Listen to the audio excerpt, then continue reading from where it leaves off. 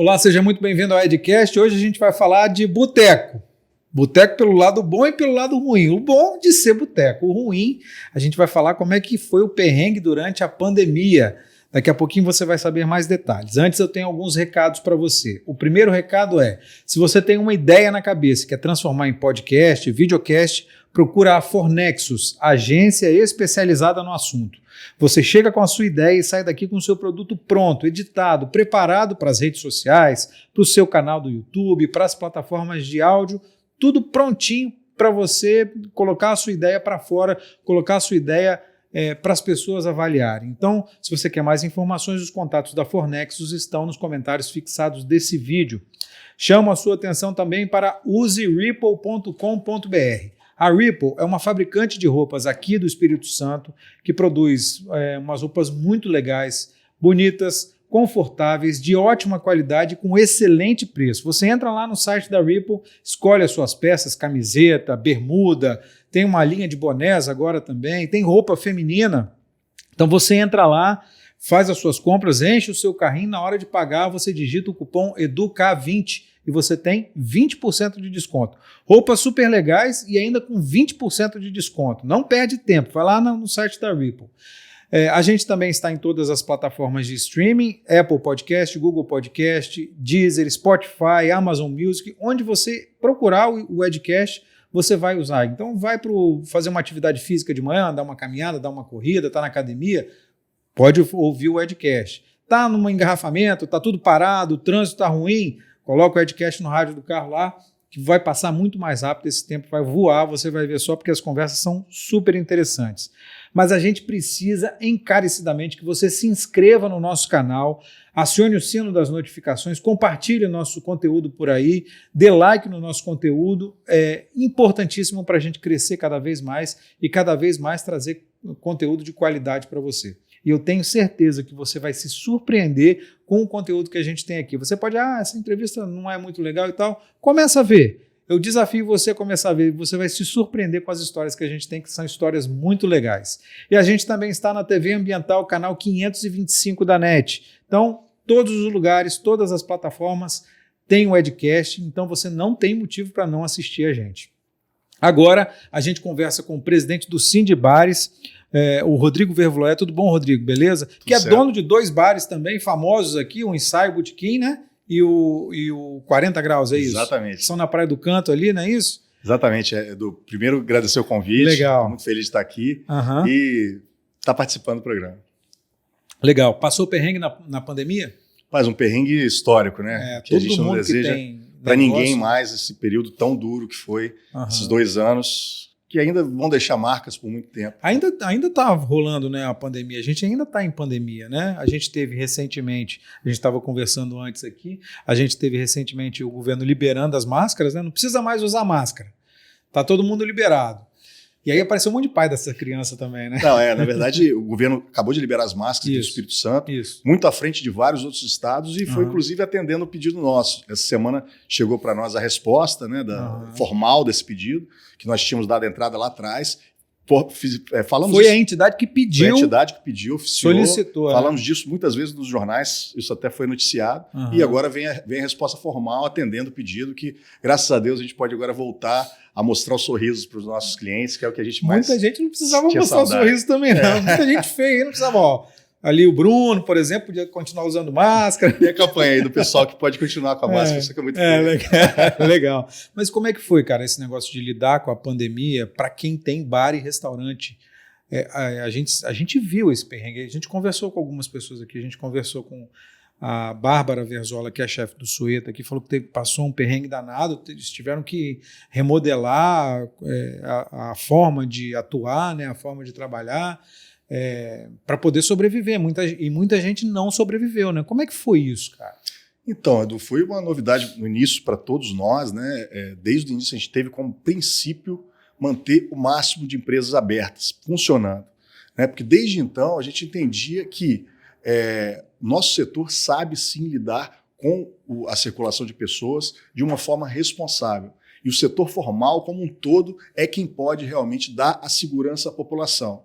O que aconteceu foi uma percepção das pessoas de fechar todos nós e dos governantes, né, de fechar todos nós, e aconteceu, empurrou essas pessoas para a informalidade, precarizando o serviço. Então, lamentavelmente, a gente sabia que não tinha condição de ninguém ficar em casa.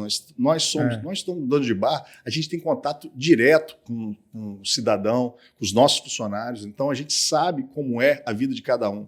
Essa ilusão de que as pessoas iriam ficar em casa num país como é o Brasil, um país muito, muito precário, com a sociedade ainda muito em formação, muito pobre. A gente sabia que isso não ia acontecer desde o início. O que a gente preservou, o que a gente queria sempre era preservar a formalidade, porque aí sim nós conseguiríamos combater a pandemia, com protocolos, com atendimentos seguros. Até nisso, Edu, nós fomos o primeiro setor a apresentar protocolos de funcionamento seguro para o governo do Estado.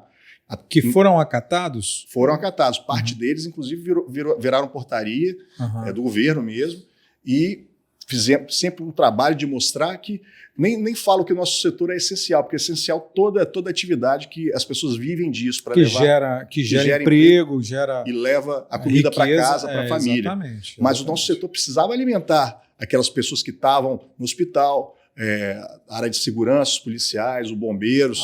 Então nós sempre fizemos um trabalho forte nesse aspecto, conseguimos mostrar o nosso lado e manter o tempo máximo de empresas abertas, que era o nosso objetivo.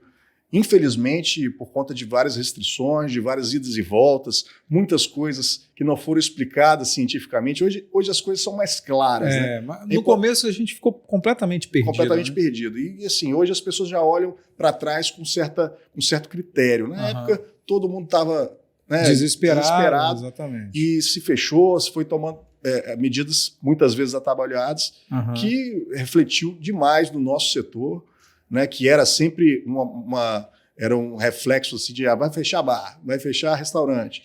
E a gente sofreu muito. Você acha que as medidas foram muito duras? Podia ter dado uma amenizada? Eu acho que as medidas foram, além de duras, elas não foram certeiras. Eu acho que poderia ter sido conversado mais com o setor, e eu não falo só em nome do meu setor, falo de comércio e serviços como um todo. Você precisa conversar com quem sabe, com quem está lidando com aquela atividade. Porque é muito fácil você, do alto do governo, falar fecha esse, fecha aquele, fica mais uma semana fechado, fica mais um ano fechado, sem você saber como é que funciona lá embaixo, o chão de fábrica, né, que a gente fala. Exatamente. E como que aquelas pessoas, prática, né? E como que aquelas pessoas vão ser alentadas, porque o setor de bar e restaurante emprega muito. Você tem esse número? Como é que ele emprega aqui no Espírito Santo? Olha, no Espírito Santo a gente estima em torno de 150 mil empregos diretos. 150 mil pessoas trabalhando diretamente em bares e restaurantes. E lanchonetes. Alimentação fora do lar como um todo. Fora a cadeia de indiretos, fora a cadeia de fornecedores.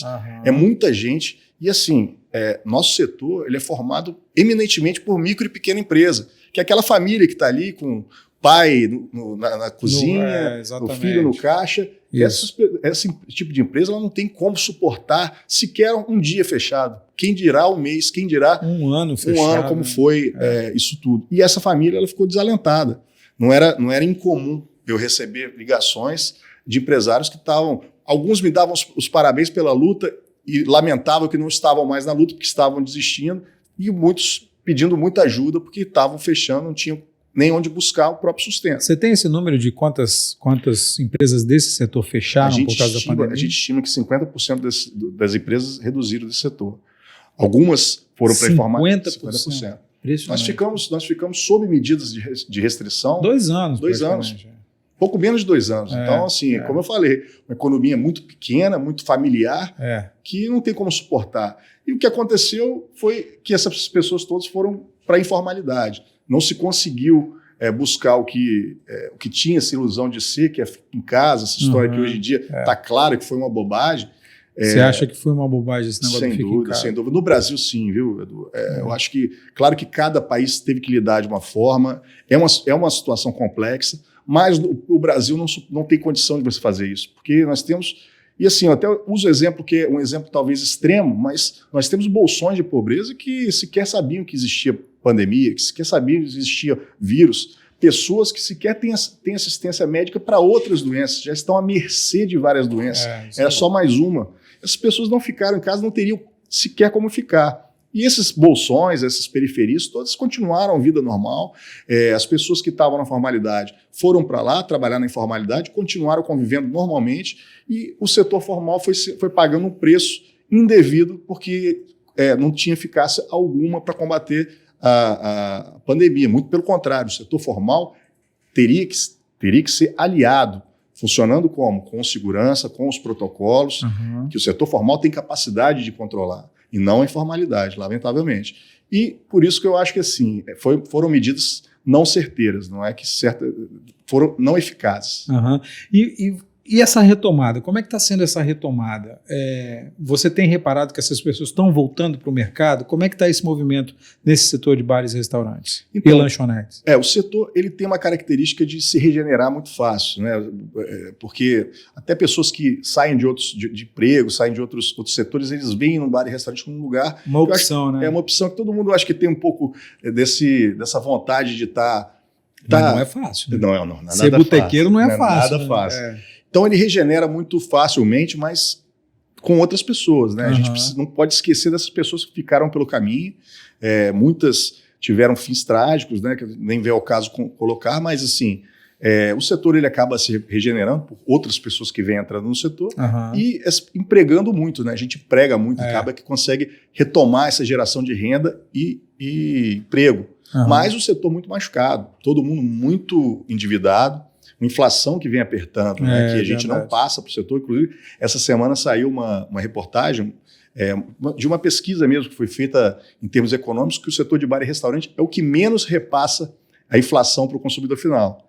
Né, que para a gente é uma coisa natural, a gente sempre absorve sempre absorve, porque não é interesse para nós aumentar o nosso custo para o nosso cliente. A gente quer aquele giro, a gente faz de tudo para poder tentar enxugar para não passar esse custo. Claro que muitas das vezes as operações demandam, é impossível, você vai ter que repassar esse preço.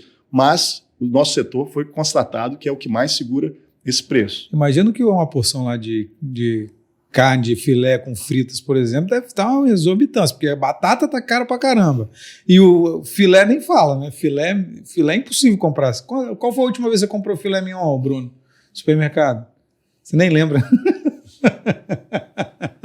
Porque é impossível não passar esse preço, o preço que está a carne, o preço que está algumas verduras e legumes que são sazonais. Eu estou falando da batata porque está um preço altíssimo, a cenoura está um preço altíssimo, por exemplo, e tem impacto direto para vocês isso, né? Direto. Nisso a gente acaba tendo que contar com a criatividade dos nossos chefes, dos nossos gastrônomos aí, para tentar entregar o melhor serviço, entregar o melhor serviço para o nosso cliente, sem prejudicar uma operação que é a financeira, que precisa funcionar. Muitas vezes as pessoas confundem, igual você falou que é muito difícil, as pessoas confundem o quanto que o restaurante arrecada com quanto é o lucro daquela operação. E o lucro não é alto, né? Então a gente precisa estar sempre equilibrando essa operação para ela não parar, para a gente continuar conseguindo pagar. E isso até nossos funcionários, isso até é uma constatação, Edu, que me chamou a atenção durante essa época de pandemia, que a preocupação maior que eu tinha de ligação de empresários era com o pagamento dos colaboradores. Assim, uma coisa até muito legal de você ver como que há essa proximidade, principalmente no nosso setor, por ser pequeno, por ser pequena e média empresa, havia muito essa preocupação, número um, tipo, como é que meu funcionário vai fazer para fazer o supermercado? Como é que eu vou fazer para pagar meu funcionário que ele precisa levar comida para casa, para a família. Isso aí. Então, assim, realmente o setor muito machucado e que precisa atenção, essas pessoas precisam de atenção. Muita gente ligava para você falando assim, não, vou abrir de qualquer jeito, vou abrir, os caras proibiram, mas eu vou abrir aqui. Muita gente abriu, peitou. Muita gente foi multada, muita gente foi fechada. Foi multada, mas assim, Teve isso. uma atuação do sindicato em relação a isso, como instituição, assim, como representante do setor? Teve alguma ação junto a governo, junto a órgãos de fiscalização? Como é que foi isso? Nós estivemos em contato com os governos, né? Não falo nem só o governo do estado, prefeituras também, direto, isso 24 horas por dia, 8 dias por semana. Para tentar amenizar, explicar, levar esse drama para os gabinetes, para as pessoas entenderem que, olha, as pessoas precisam viver essa realidade de não trabalhar, não existe para quem está no setor privado. Precisamos fomentar para poder levar o pão de cada dia mesmo para casa. Então, assim, nosso setor, a gente entrou com várias ações judiciais, né? Muitas, assim, para tentar manter sempre manter abertas, os pontos abertos. Os pontos abertos, sempre manter, e assim, porque alguns dos municípios tentavam deixar mais rígidas ainda as regras que a gente já estava obedecendo, que era de cunho estadual. Nós entrávamos, tivemos sucesso na grande maioria delas. Entramos com ações, por exemplo, para proibir que se cortasse luz, se cortasse... Tinha essa ameaça de cortar a luz, a água de quem estava trabalhando? Que não se inscrevesse em cadastro negativo, porque a pessoa parou de ter renda. Parou de pagar, exatamente. É natural que acabe refletindo no fornecedor. Isso atrapalha a operação. Se você tem um título protestado lá por conta de pandemia, você dificulta ainda mais uma pessoa que já não está podendo funcionar por conta de um ato administrativo do governo, alheio à vontade dela. Então, aquilo ali foi oriundo de uma coisa que não foi da vontade do empresário. Então, nós ingressamos com esse pedido também para que não se inscrevesse, tudo no objetivo de preservar o máximo de empresas possível durante esse período. Já tem uma movimentação, uma negociação, porque o governo lançou uma série de linhas de crédito para empreendedores durante a pandemia. Houve muita gente reclamando dessas linhas de crédito que acabavam não chegando ao empreendedor. Tinha muita burocracia no caminho, às vezes não estava muito claro como é que ia ser, não sei o que. Então, muita gente não conseguiu esse dinheiro, né? Tem alguma coisa voltada para esse setor específico, para retomada agora? Porque a gente está retomando a economia. Agora a tendência é a gente retomar a economia, né? Tem alguma coisa nesse sentido? O sindicato briga por alguma coisa nesse sentido? Então, a gente sempre brigou, inclusive nesse período aí, e falamos muito nisso. Isso aí é uma grande verdade, essa constatação. Nós fizemos um corpo a corpo para poder liberar os empréstimos, né? Muitas pessoas pegaram o Pronamp, foi fundamental para... Pronamp é do governo do estadual? Governo federal. Foi fundamental para manter essas empresas, mas realmente a questão é que as regras do Banco Central, elas travam demais aquelas pessoas que são as que mais precisam, que estão com alguma inscrição negativa. Com alguma pendência, não conseguiram pagar a conta. Já estavam fechados há mais de 6 meses, 10 meses. Então é natural que estava às vezes devendo... Tudo ferrado, né? Exato, todo mundo estava devendo às vezes um tributo. E isso é regra do Banco Central, de não conseguir liberar. Então por isso que realmente houve essa reclamação, foi uma verdade. E as pessoas que mais precisaram não conseguiram a verba. Então, foram importantes, principalmente o Pronamp, marcou bastante o nosso setor, mas teve realmente essa dificuldade. E aquela história, né, que todo mundo sempre falava, e eu falo ainda hoje, linha de crédito, uma hora você tem que pagar. Né? Linha de crédito. Por mais benefício que você tenha, por menor juro que seja, você vai ter que pagar uma hora. Exatamente. Então, assim, você pegou uma linha de crédito para você dar conta do seu custeio naquele momento que você não podia funcionar. E na hora que você pode funcionar, você também tem que dar conta do seu custeio e pagar a dívida. Exatamente. Então, assim, não digo que não é um fôlego, mas eu acho que foi muito pouco o que foi feito nesse sentido, porque a gente foi proibido de trabalhar. Precisava que se tivesse realmente uma injeção de ajuda para essas pessoas, como foi feito, por exemplo, a medida provisória 936, que você está aqui, que às vezes as pessoas esquecem isso, porque foi lá no início da pandemia, o desespero. Até legal para o pessoal saber, porque muita gente que não é empresário, às vezes não tem esse contato com isso. Mas a medida provisória pagou o salário dos nossos funcionários durante 8 meses, 8 a 10 meses. Então, isso aí foi fundamental para que o desemprego não fosse avassalador.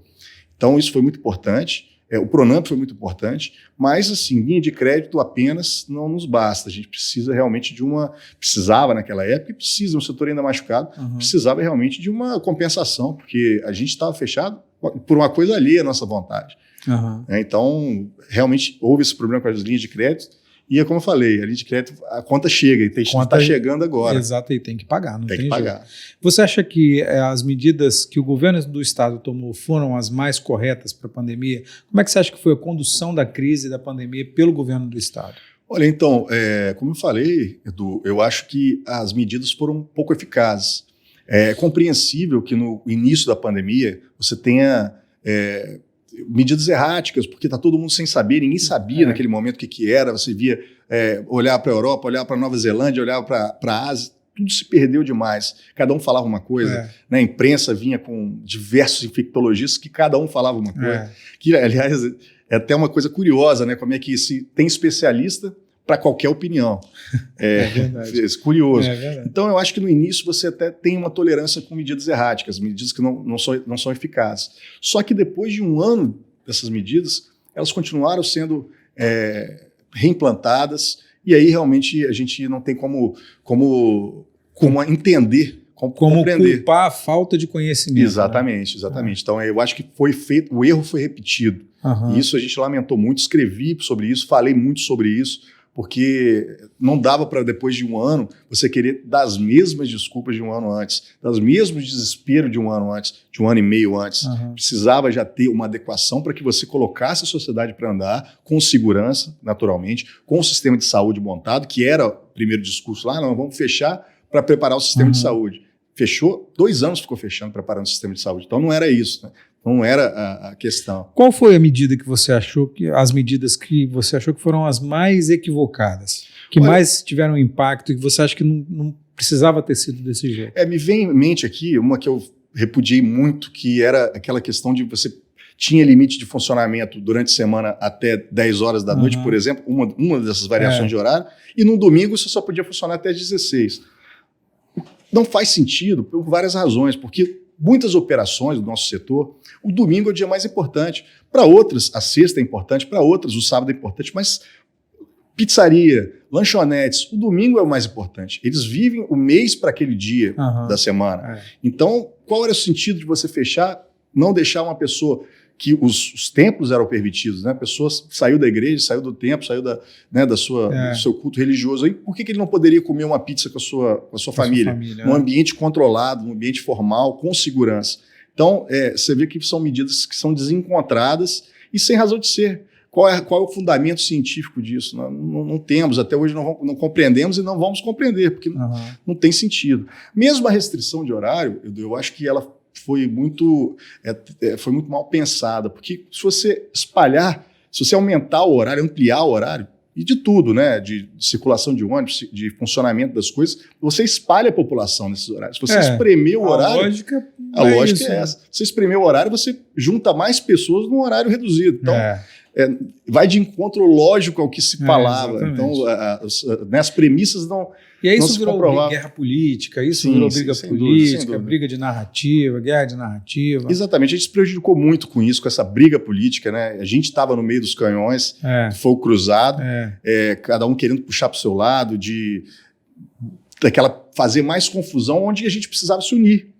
Né? Por mais que houvessem diferenças políticas, eu acho que é um momento de crise nacional, mundial, mas falando aqui dentro do país, eu acho que os líderes teriam que se unir, deixar as diferenças para depois. Eu acho que isso é uma demonstração de patriotismo, de entender que o país como um todo está passando por uma crise. Precisamos resolver, depois voltamos às nossas diferenças. E eu não vi que foi isso que aconteceu. Foi muito debate, muita discussão, muita energia perdida com coisas que a gente podia estar pensando em ajudar o pequeno empresário, essas pessoas que ficaram desalentadas, que precisavam ir para a informalidade para sobreviver.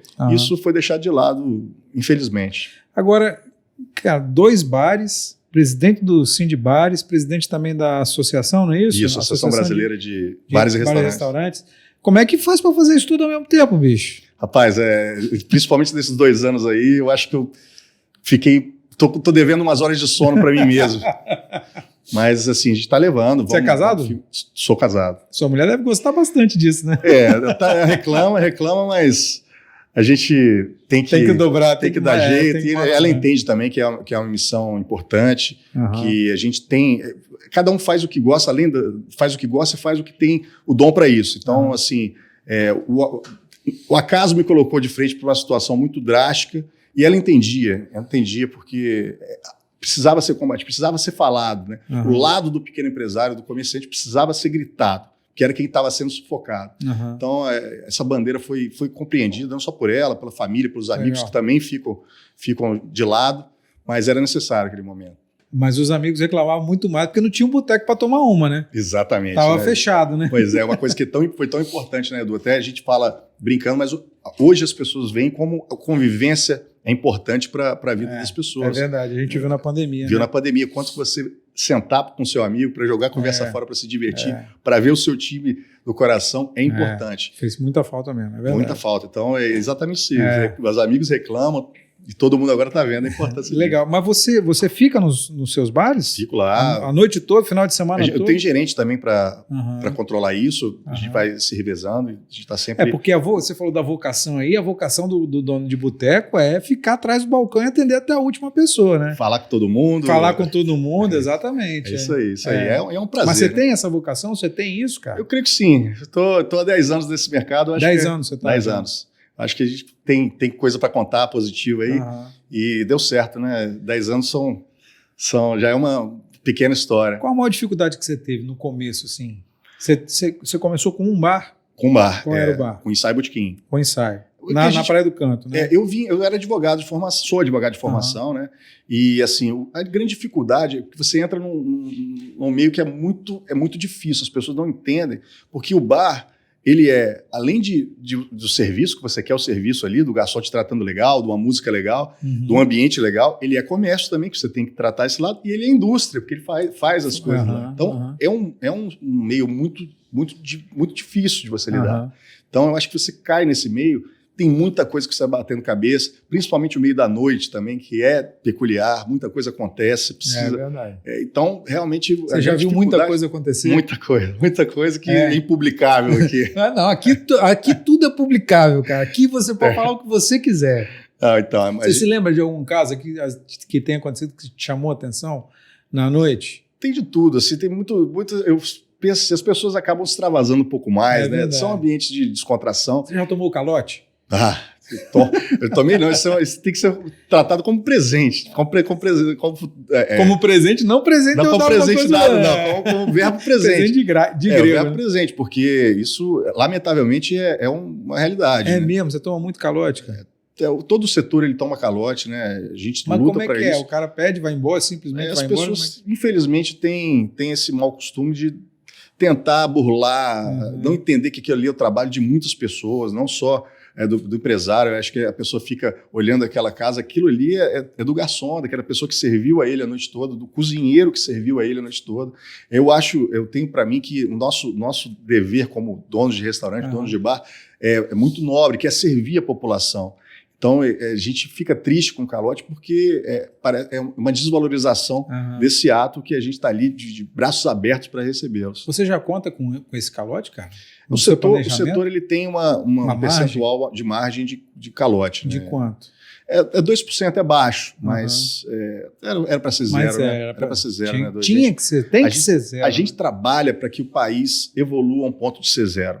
Eu acho que vai muito do comportamento da população, comportamento, né, do consumidor, que tem que ser cuidado. Tem muito daquelas contas que vai deixando. Até teve, né, agora há pouco um cara lá em Goiás que foi preso aí, que deixava a conta, que fazia conta e ia preso.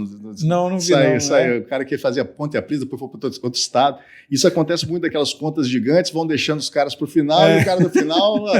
mas não tem solução. É verdade. Né? Então, tem isso, mas a gente luta muito para que as pessoas entendam o valor daquele trabalho ali e que deve ser remunerado, sim. O Ensaio e o 40 Graus, os dois estão num lugar que é um lugar dos bares, dos principais bares de Vitória da capital, né? Que é a Praia do Canto ali. E vai muita gente famosa lá também. Você já tomou calote de famoso? Não, de famoso não. Nunca tomou? Nunca tomei, não. Mesmo? Não. Tipo o cara chegar lá, não, eu sou famosão, não sei o quê, tô tomando, e de repente vai embora e não paga conta? Não, teve muito famoso lá mesmo, assim. É mesmo? Já me lembra que Alex Escobar me veio a cabeça, a Fernanda... que também é do esporte lá. Fernanda Gentil? Fernanda Gentil.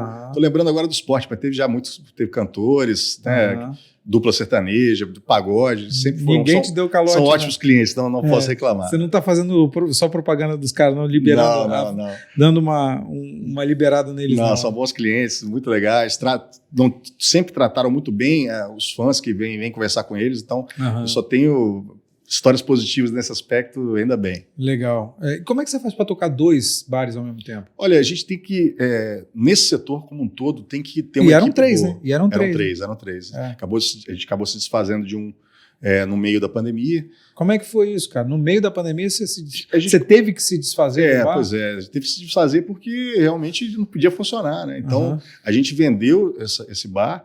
E teve um maluco que comprou um bar no meio da pandemia. Pois é. O cara comprou na esperança de que da primeira onda as coisas estavam voltando ao normal. Essa era a perspectiva dele, que infelizmente não se concretizou, porque foram 2 anos praticamente. Exatamente. Infelizmente até não aguentou mais depois. Teve que fechar? Teve que fechar.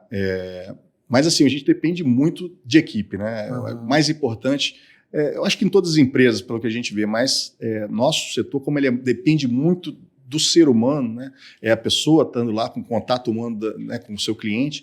A gente depende muito da mão de obra, do nosso colaborador, a quem até faço uma menção honrosa de todo esse período aqui. Legal. A gente depende muito de ter uma equipe boa, de montar uma equipe boa, para poder estar sempre trabalhando, focando para todos ali, para que todos ali saibam que a empresa é apenas um veículo, que todos pertencem àquela engrenagem, aquele funcionamento. Você emprega quantas pessoas nesses Hoje dois? São 60 pessoas. Nos dois? Isso. 30 em cada um, dividido meio a meio? Mais ou menos. Tem alguém que está com você desde o começo? Eu tinha, agora saiu há pouco tempo. Eu tinha um cozinheiro que ficava, mas saiu há pouco tempo. Porque isso a rotatividade é muito grande nesse setor também, né? O setor noturno, ele tem uma rotatividade maior, né? Porque realmente não é fácil, trabalha final de semana, feriado. Principalmente final de semana, principalmente feriado. Né? Principalmente final de semana. Então ele acaba tendo uma rotatividade grande. Tem uma demanda por mão de obra muito grande também. Isso até é uma das nossas ações lá no sindicato, que é qualificar essas pessoas para ingressarem. É um mercado que é difícil, mas é um mercado muito que te dá uma condição de salário muito boa se você quiser trabalhar.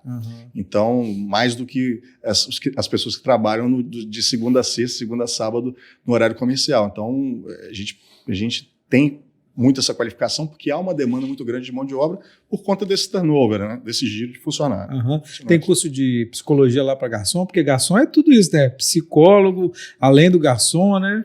Conselheiro. Amigo, tudo isso, é isso mesmo. O nosso ambiente é isso aí, é receber as pessoas para descontraírem, e o garçom vai ser psicólogo, vai servir uma bebida quando o cara tomou fora da namorada. É verdade. Você já viu isso acontecer lá? Já vi muito. Isso acontece, histórias do amor. Infelizmente para ele, mas felizmente para você que está vendendo a bebida. Exato, a gente não fica triste pelo coração partido, mas é coisa da vida, são aprendizados que que todos nós passamos. É verdade. E tem o bar lá para acolher essas pessoas sempre. Nós estamos lá para acolher. Você acha que é o melhor lugar para ter um bar hoje no estado? É na Praia do Canto mesmo? É o melhor ponto? Eu acho que o nosso estado, Edu, ele tem uma beleza muito grande, e uma beleza muito peculiar e mal aproveitada, diga-se de passagem. Então, eu acho que hoje, qualquer lugar que você faça um empreendimento para receber pessoas, como é o restaurante, como é o bar, ele está bem guarnecido, porque nós temos montanhas maravilhosas, o ambiente do Luiz Martins, eu cito aqui como exemplo, Pedra Azul, Santa Teresa, todo o litoral, que não preciso nem falar, tudo muito, muito bonito, Caparaó. Então, assim, qualquer lugar no estado que você abre, eu acho que você está bem guarnecido. O que a gente precisa hoje é de incentivo, políticas públicas de turismo, mostrar para fora o quanto a gente é bonito. Eu acho que é uma política pública que, inclusive, foi deixada de lado por muito tempo. Até agora, não temos política pública de turismo no estado. E acaba que certos lugares ficam em defasagem. O empresário faz a parte dele, mas não temos esse realmente investimento em turismo para mostrar o quanto que o nosso estado é bonito. O que você acha que falta? Eu acho que falta exatamente isso, o entendimento do que é o turismo e com o investimento.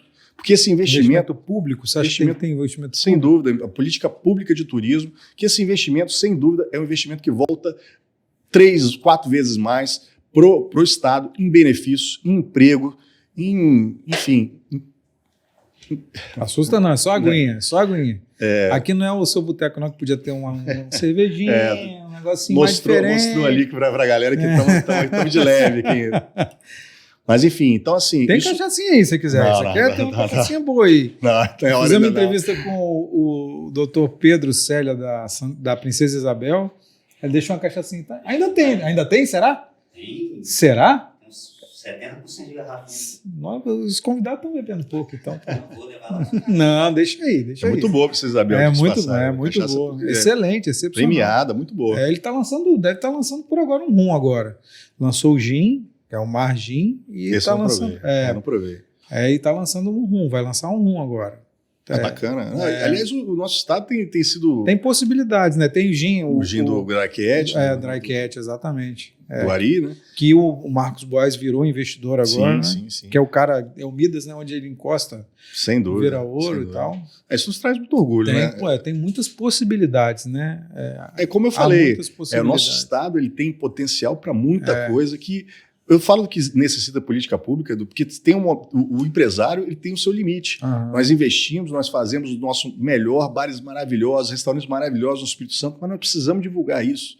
E não tem jeito, a gente precisa realmente ter uma rota, de ter uma estrada legal para o cara ir, ter ambientes que são públicos, não tem jeito, que transpassa a nossa capacidade como investidor. Uhum. Então é necessário sim, e como eu falei, é um valor que volta 4, 5 vezes mais para o Estado, empregando as pessoas, gerando renda, gerando tributação. Isso retorna. Tem vários estudos que dizendo que o que é gasto retorna para o próprio poder público 5, 6 vezes maior. Uhum. Então, é um investimento que é aquele investimento de realmente de investir para você retirar isso depois. Uhum. Faz sentido. Toda essa vivência e e saber disso tudo, de como o setor depende do poder público, isso está te colocando no caminho da política? Como é que é isso? A gente está num ano político agora, 2022. Como é que é isso para você? Então, eu nunca pensei nisso antes dessa pandemia, para ser sincero, viu, Edu? Mas essa pandemia me mostrou o quanto as pessoas que estão no poder público não entendem de como é a própria sociedade, como ela funciona aqui embaixo, né? Como que nós empreendedores lidamos com a sociedade, recebendo ela, empregando ela. Uhum. E além de todo esse massacre que nós sofremos, de restrições que muitas que não eram necessárias, de um atabalhoado de decisões que resultou num massacre de um setor produtivo, né, de todos os empregados e empregadores. Uhum. Então, dado esse cenário, o próprio setor tem me cobrado muito essa posição. A gente está analisando, nós estamos conversando, isso depende muito também da família, como você falou. A família já está cobrando muito, mas assim, a gente tem esse projeto... Está fazendo pouca coisa, está cuidando só de 2 bares, é presidente do sindicato, é presidente da associação. Pouca coisa, vamos arrumar mais uma coisa para fazer. Exatamente, mas assim, como eu falei, como eu falei lá atrás, precisava de alguém, durante a crise, que gritasse em nome do comércio e serviço, e bares e restaurantes, principalmente, e a gente gritou. Então, se precisar da gente gritar lá, seja dentro do poder público, seja em qualquer lugar, a gente vai gritar. Nós vamos continuar essa luta, não vamos deixar que seja tomado o que foi feito, o que aconteceu, como uma coisa normal. Não foi normal. Você massacrar o setor produtivo é uma coisa que não pode ser tomada nunca como normal. Nós temos que lutar para que o Estado não atrapalhe a atividade produtiva. É ela que traz riqueza, que traz emprego, que traz tributo. Ela é fundamental para o funcionamento da sociedade. Como eu falei, a formalização das pessoas traz qualidade de serviço, traz qualidade de vida. A gente precisa sempre defender os setores produtivos. Legal. Então, isso significa que você está colocando seu nome para ser candidato. A gente está bem avançado nessa conversa, nós vamos evoluir. É bem provável que a gente venha nesse pleito com alguma pretensão. Pretensão a deputado estadual, federal, um cargo maior? Nós estamos estudando a pretensão a deputado estadual. Uhum. Né? E você quer focar em que tipo de política? O que você já tem na cabeça que você acha que dá para fazer como político, como um deputado estadual, como representante político na Assembleia? O que você acha que já dá para fazer e que linha que você vai seguir? Essa linha de auxiliar o comércio, essa linha de aumentar a geração de emprego, essa linha de preparar o trabalhador para o comércio? O que você pretende fazer nisso? Antes de mais nada, a nossa ideia é levar o empreendedor, o comerciante, as pessoas da iniciativa privada para dentro do poder público. Né? A gente precisa ter essa cabeça lá dentro, porque... Pensar com a cabeça do empresariado, né? De defender essa bandeira do livre comércio, da livre iniciativa. Isso precisa ser uma bandeira muito forte. Claro que nós temos outras bandeiras, a gente preza muito pelo turismo, né, que é um setor do qual eu já estou há 10 anos, mas a nossa principal bandeira é realmente vir defender o empresariado lá dentro, nunca mais sofrer tanto de agressão que nós sofremos injustas. Você acha que foram agressões durante a pandemia? Agora você acha que o setor sofreu muitas agressões injustas? Agressões injustas e despreocupadas. Eu vejo assim que fechou-se indiscriminadamente, sem pensar como que aquela pessoa vai se virar com isso, apenas uma decisão de restritiva, de eu falar, Edu, você não vai mais trabalhar. E você pronto. vai perguntar para mim assim, mas e aí, como é que eu vou fazer o supermercado? Isso não é problema meu. Mas como lá, eu tenho o poder de te fechar, de te botar para não trabalhar, e não é problema meu você ter alguma coisa para levar para casa, uma comida para levar para casa, como se sustentar. Então, eu acho que aí que está a injustiça disso aí. Foram decisões injustas que tiveram essa concepções erradas, inefetivas e que massacraram muitas pessoas. O impacto foi muito grande. Muitos empresários não conseguiram passar por isso, né? Temos muitas histórias tristes aí de pessoas que, infelizmente, não estão mais conosco. Gente que morreu por causa disso? Sem dúvida, morreu por causa disso. Muita gente que tirou a própria vida por causa disso. Empresários do nosso setor. Você viu isso acontecendo? Vi isso acontecer. Infelizmente, a gente fica até embargado de contar essa história, mas realmente muitos empresários não aguentaram, tiveram diversos problemas de saúde, vieram a falecer. Sem dúvida, além da própria pandemia, ela também atacou. A pandemia, as pessoas têm que entender que atacou todo mundo indiscriminadamente. Exatamente. A questão só como ela foi lidada pelas pessoas que estavam nos liderando. E foi lidada de uma forma a gerar mais consequências negativas do que proteção. Então, é isso que eu falo quando as decisões forem injustas, principalmente nisso que eu te falei. Como que quando eu te peço de trabalhar, sem te dar uma alternativa de sobreviver. É a mesma coisa que eu te sufocar. Né? Então, é isso que a gente entende como setor, há essa mágoa de todo esse período que eu creio que não vai ser esquecido tão facilmente, não. Do ponto de vista institucional, você tem uma posição muito marcada, né? Muito em defesa do empresariado da sua área, obviamente, né? Como político, em que posição que você está? Você está na direita, você está na esquerda, você está no centro, você vota no Casagrande, você não vota no Casagrande? Em que posição que você está? Eu sempre falei que comerciante, empresário não tem que ter direita e esquerda, não tem que ter nem sequer partido. Nós temos que defender as bandeiras que faz o país produzir, que é deixar-nos funcionar, deixa a iniciativa privada funcionar, empregar, dar estrutura para ela poder fluir melhor. Acho que foi a função do Estado, se fosse meter, para ajudar. Senão não se mete. Muita ajuda quem não atrapalha. Então, assim, nossas bandeiras são essas, de ajudar, de fluir essa atividade produtiva. Que é assim que eu creio que a sociedade vai crescer, vai evoluir. Né? Gerar mais emprego, gerar mais renda e ter mais gente empreendendo, ter mais gente gerando todo esse comércio, gerando negócio, fazendo com que a sociedade realmente consiga distribuir melhor a renda, consiga ter qualidade de vida melhor. Você acha que nesse cenário que a gente tem para o Estado aí esse ano de eleição, tem alguém que esteja mais alinhado com isso? Algum candidato a governador, por exemplo, que esteja mais alinhado com esse pensamento? Olha, para ser sincero, eu não vi quais são as bandeiras, acho que até os próprios candidatos só lançaram pré-candidatura. Só tem pré-candidato. Pré-candidatura. Não pode ter candidato, só tem pré-candidato. Pois é, então assim, nós ainda estamos avaliando o que cada um está propondo. Nós temos sem dúvida, candidatos que têm propostas liberais, propostas de incentivo ao empresariado, que é a nossa bandeira. Você é um cara liberal, então. Liberal. Exatamente. A favor de menos interferência do Estado na economia. Mínimo possível, diminuição de tributos. Porque você sente na pele isso aí, né? Sem dúvida. Aquela velha história, né? Aquela curva de Laffer.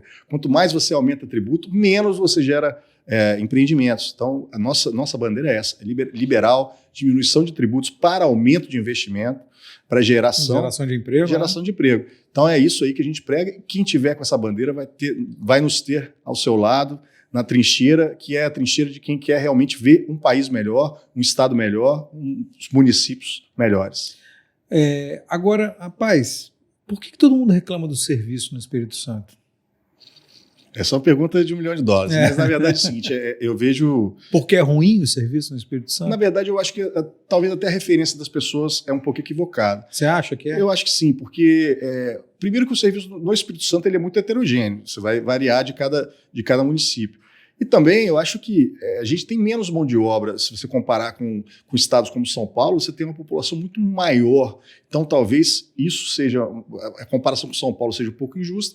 E se você pegar estados com uma formação parecida com a nossa, né, de população, enfim, você vai ver um atendimento também variando. E eu não vou aceitar que o nosso atendimento é ruim. Uhum. Eu acho que ele é heterogêneo, exatamente por conta disso, de você ter menos pessoas à disposição e acaba que você tem mais dificuldade de qualificar pessoas suficientes para suprir a demanda. Você acha que tem oferta de qualificação para essas pessoas? Assim? A gente tem sempre dado cursos, isso foi uma marca da nossa primeira gestão no Sindibares, dar cursos de qualificação, porque o nosso setor ele demanda muita mão de obra.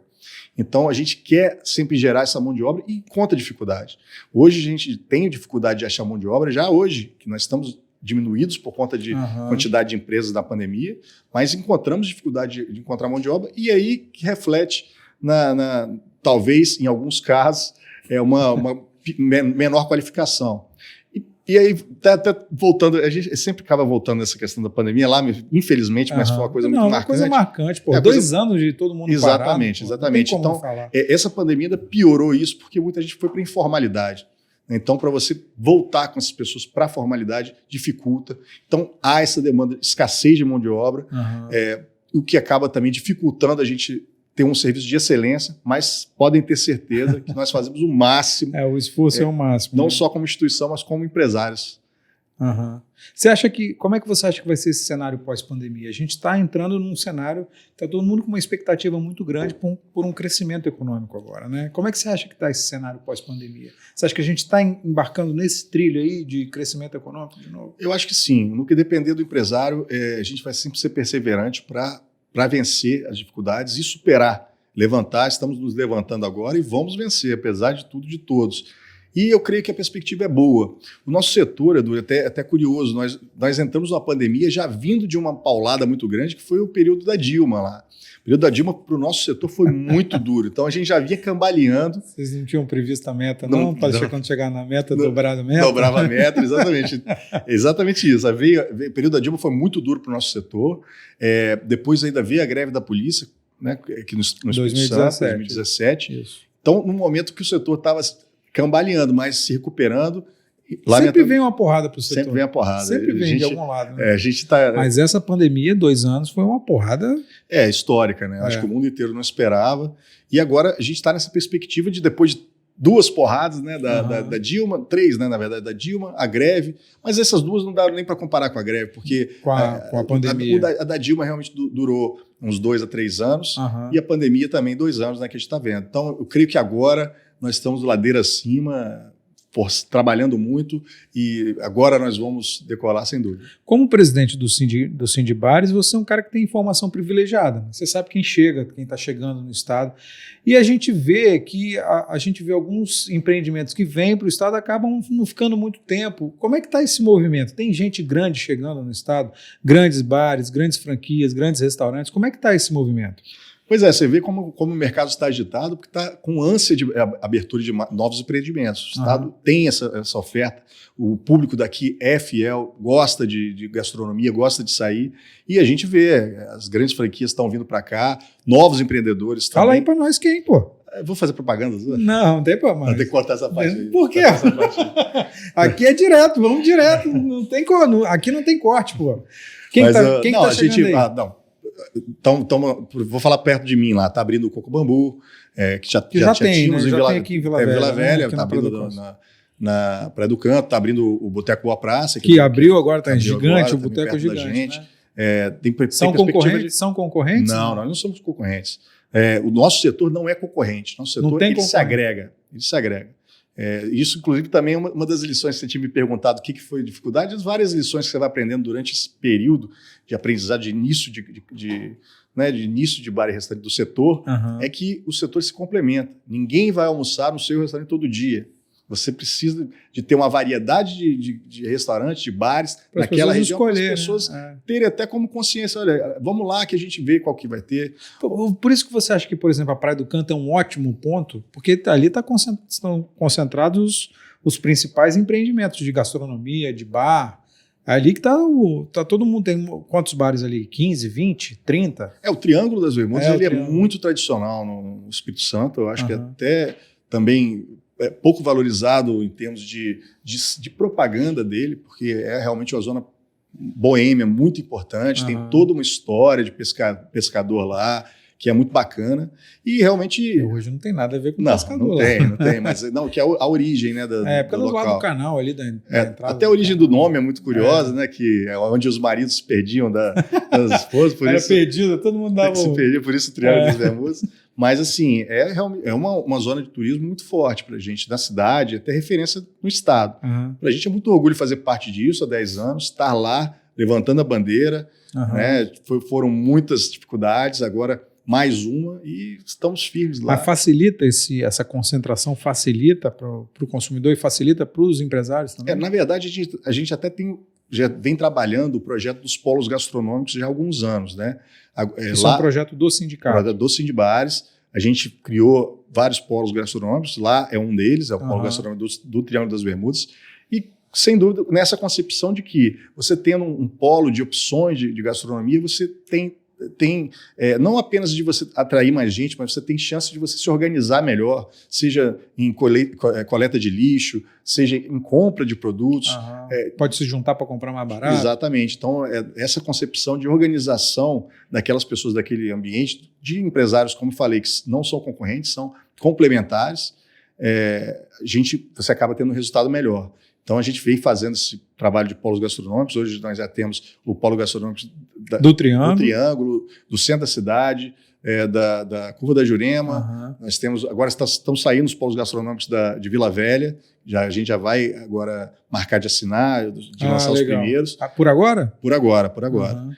E vamos crescer isso aí. A gente acredita que é essa união que vai fazer a qualificação, vai fazer a melhoria de todo o setor. Todo mundo fala do centro de Vitória, revitalização do centro, precisa revitalizar, não sei o quê. Então, por que esse negócio nunca vai para frente? Porque isso aí está diretamente relacionado com bares e restaurantes, né? Com esse movimento de bares e restaurantes, né?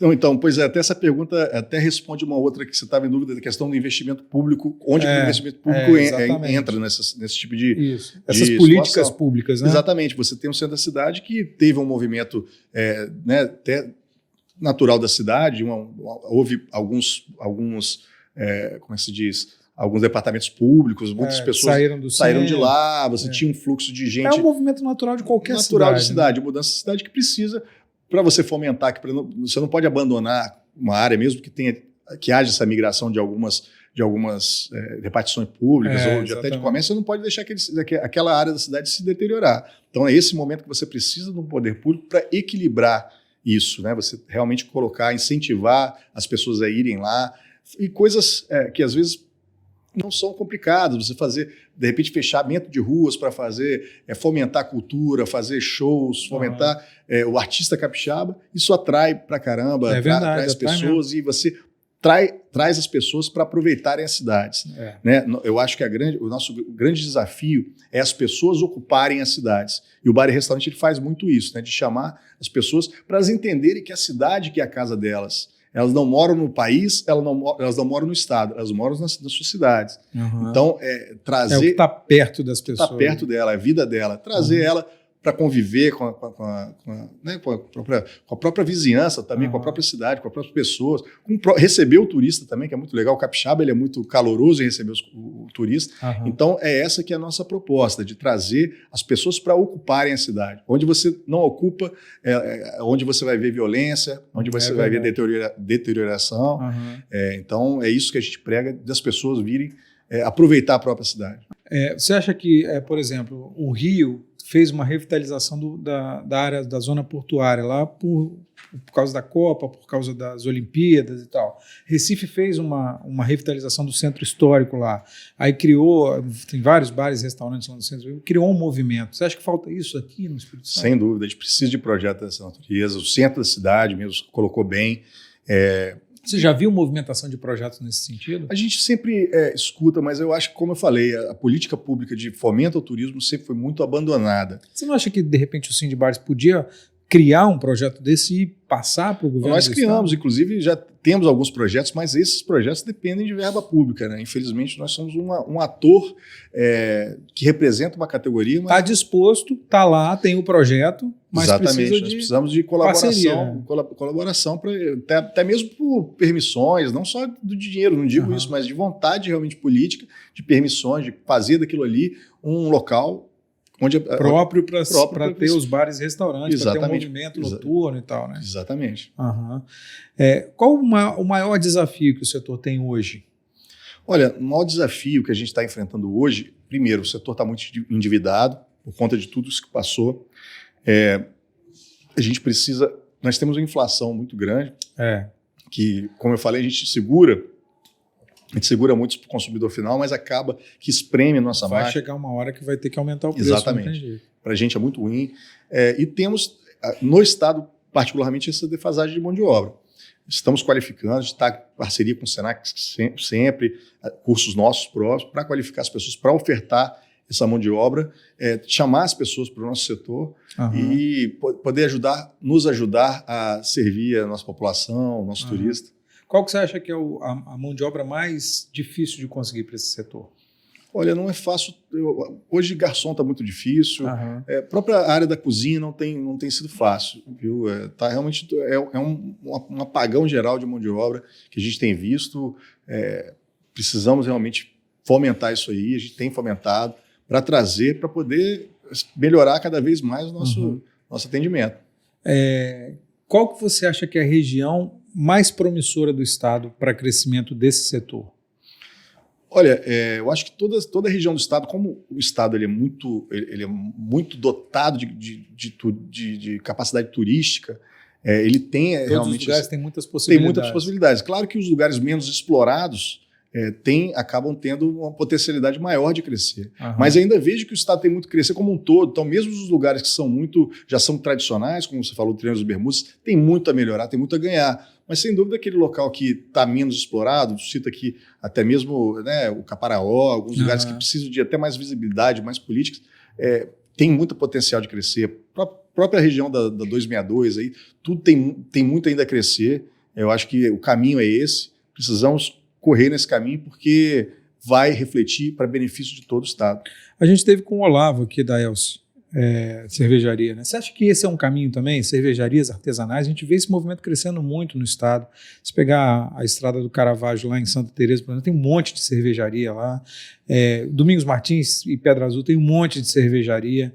Aqui na Grande Vitória a gente tem um monte de cervejaria. Você acha que esse é um caminho também? Sim. O Sindbares está ligado a esse tipo de movimento? Como é que o Sindbares atua com esse tipo de segmento? Sem dúvida, a gente está sempre em contato com os produtores de cerveja, que muitas vezes são donos de bar e restaurante. Exatamente. Para a gente nos orgulha muito, né? Eu acho que é um mercado é um nicho de mercado que é a cerveja artesanal, que o brasileiro não conhecia há alguns anos atrás, que vem aumentando, e eu acho que a tendência é aumentar se comparado com outros países, né? Você tem, dando um exemplo aleatório, por exemplo, os Estados Unidos, que você tem um consumo de cerveja artesanal muito maior do que se tem no Brasil. Cerveja local. Então, o consumo de tudo nos Estados Unidos é muito maior, né? Eu digo de percentual mesmo, né? O aumento de percentual de consumo de cervejas locais ainda tem muito a que atingir. Nós podemos chegar lá nesse consumo local. Até o Estado já está produzindo vinhos muito legais. Exatamente, né? Azeite muito legal. Exatamente. Então é isso. Nós somos uma economia criativa. Só nos deixar trabalhar que a gente vai fazer virar todas as crises. Legal. E aí tem candidato à eleição a deputado estadual em 2022. Pré-candidato, estamos estudando, vamos colocar nosso nome à disposição. Uma coisa é certa, a festa vai ser num boteco desse aí, né? Sem dúvida, eu recebi de braços abertos toda a população. Legal. E de braços abertos para ouvi-los, o que eles querem melhor, ouvir o empresariado, ouvir os clientes, ouvir os colaboradores, que essas pessoas que estão ali na vivência do dia a dia, que sabem o que é a população. Rodrigo Vervloer, muito obrigado, valeu, boa sorte na caminhada aí e tomara que você consiga fazer ter cada vez mais bares, né? Não, Bruno? Cada vez mais botequinhos. Né? Eu agradeço o convite, Edu. Muito obrigado, muito feliz de estar no programa. Legal. E vamos caminhar, vamos sempre crescer. Nosso objetivo é isso aí, fomentar, crescer mais para empregar, para gerar renda. Legal, ótimo.